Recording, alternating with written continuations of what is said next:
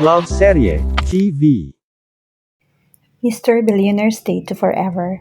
Tunghayan na po natin ang ikapitong bahagi. Si Cade, ang unang taong naisip lapitan ni Roy nang nangailangan ng tulong. Magaling si Cade, dating NBI agent na nag-retire at member ng Security Investigation and Detective Agency. Basta, lahat ng ganitong kaso kaya niyang hawakan. Bata pa, kaedaran lang din ni Roy. We were able to subdue the person who's sending the death threats, Roy. Hindi niya alam na nagmamatsyag kami sa labas ng bahay mo. He was careless. May kilala ka bang Manuel? Marahas na hinagod ni Roy ang buhok habang pinakikinggan si Cade mula sa kabilang linya ng cellphone. Wala akong kilalang Manuel, pero posibleng kamag-anak niya si Harry.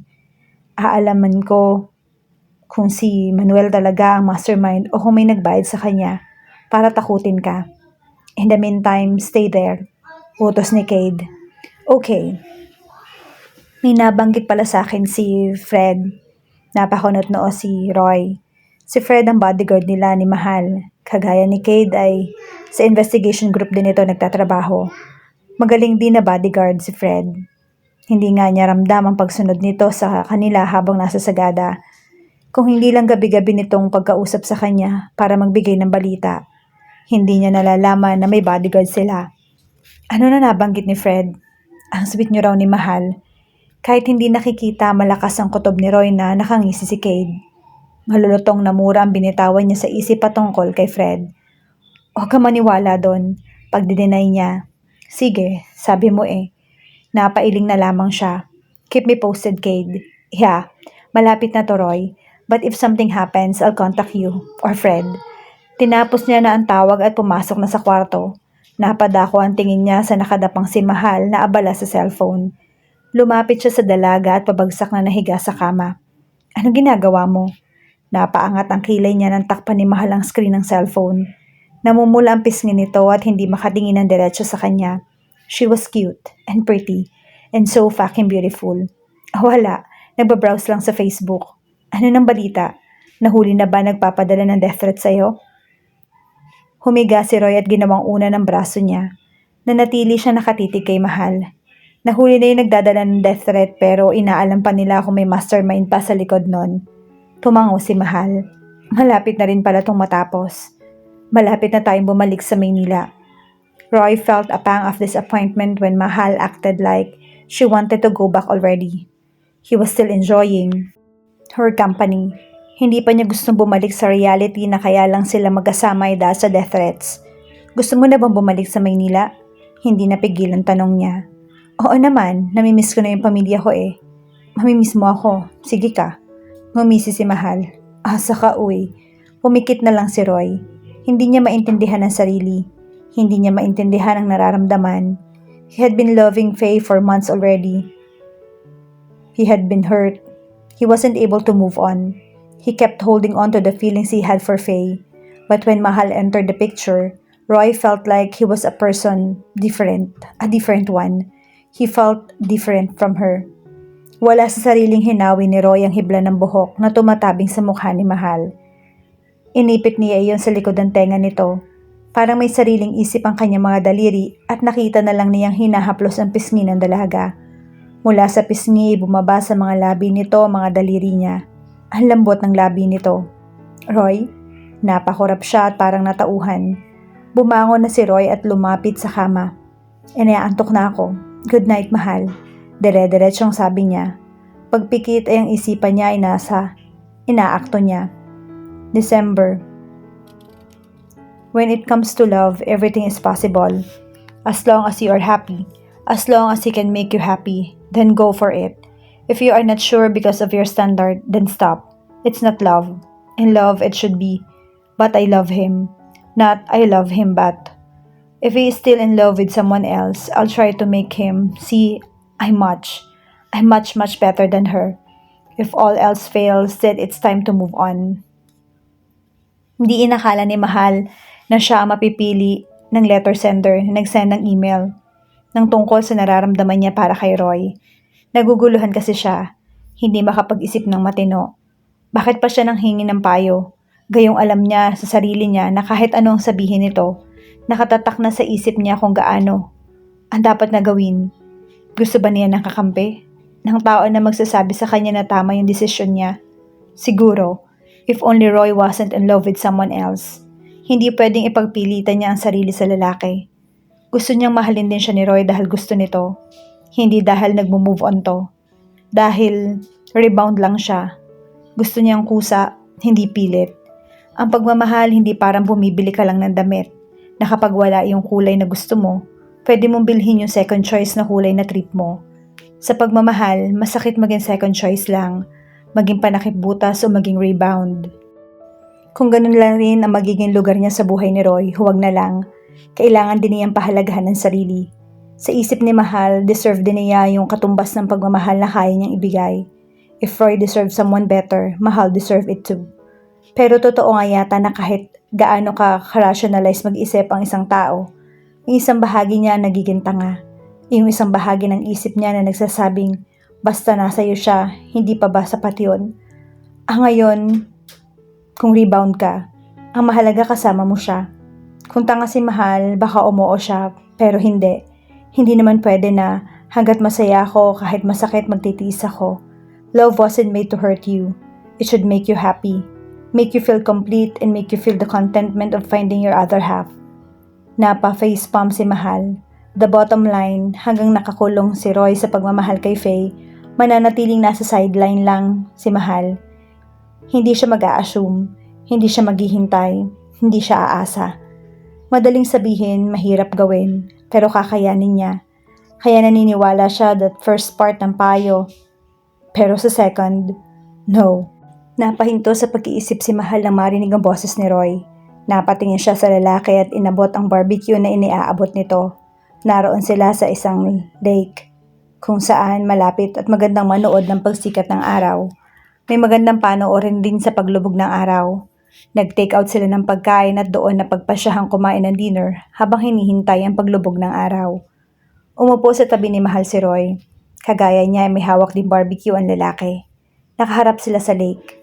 Ang swerte niya, wala sa sariling sabi ni Mahal. Mula sa sulok ng kanyang mga mata ay nakita niya ang pagbaling ni Roy. Nino? Tanong nito. Ni Faye, kasi may isang kagaya mo na nagmamahal sa kanya. Yung kahit nasasaktan ka na, hindi mo pa rin siya magawang bitawan. Gusto ko rin ng ganyan, yung lalaking mamahalin ako ng lubos.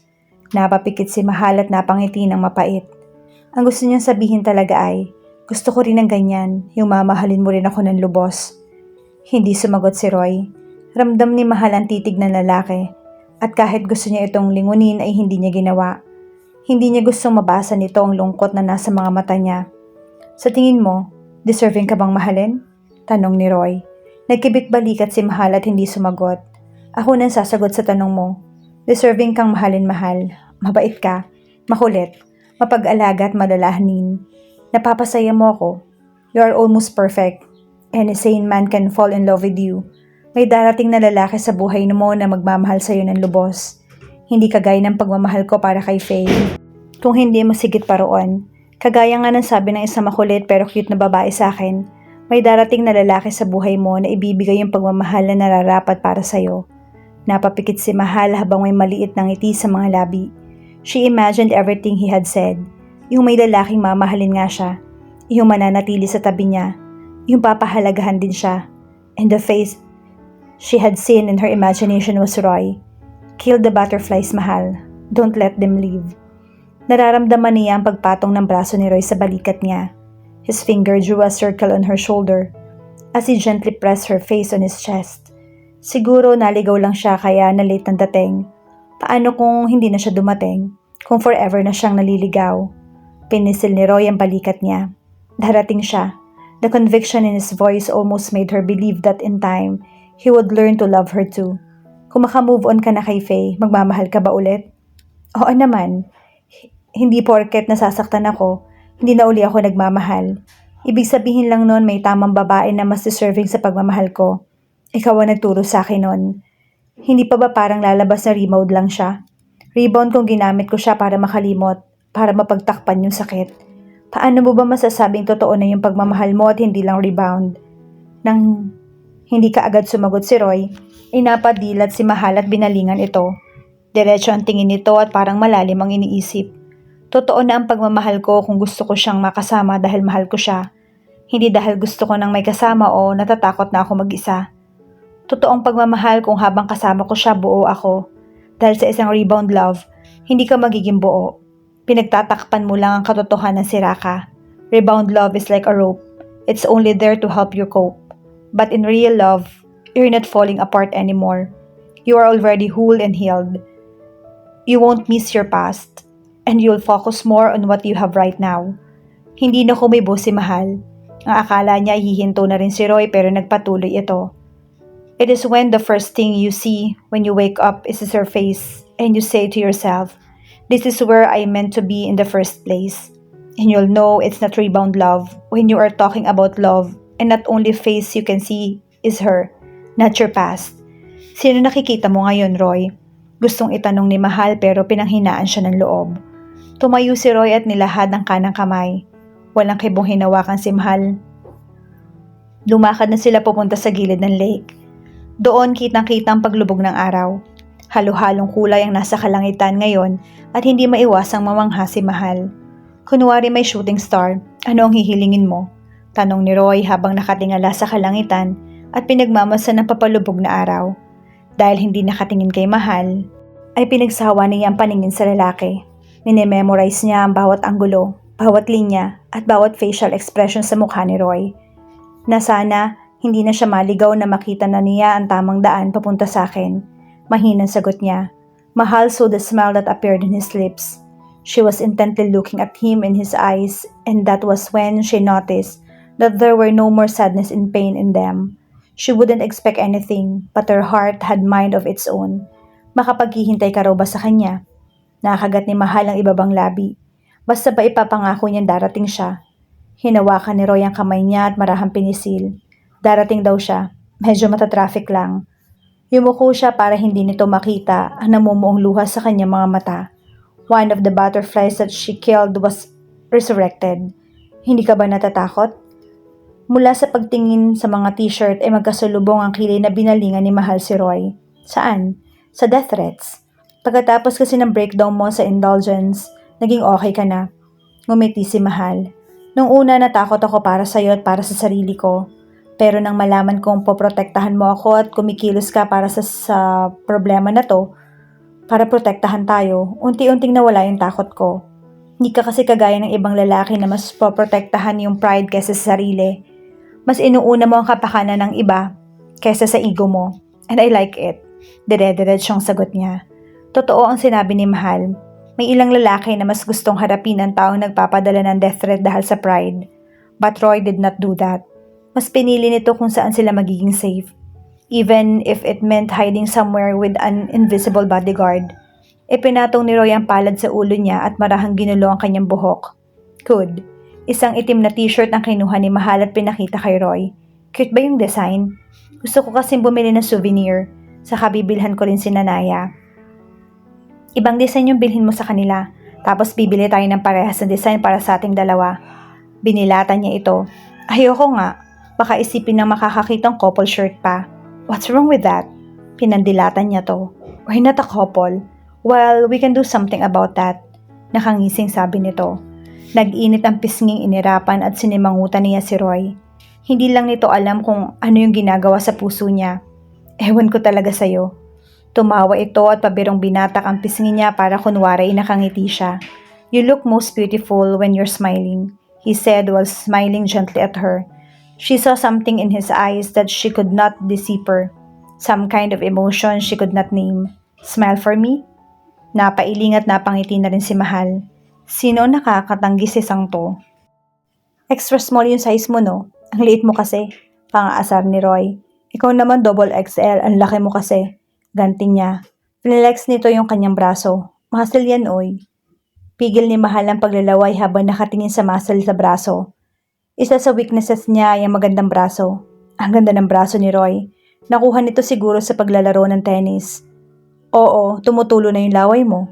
Che, iniabot ni Mahal sa tindera ang t-shirt na napili nila ni Roy para sa kanilang dalawa. Kumuha pa siya ng ilan para pasalubong sa mga kaibigan. Syempre ibang design. Babayaran na sana niya ang mga napiling t-shirt nang inunahan siya ni Roy.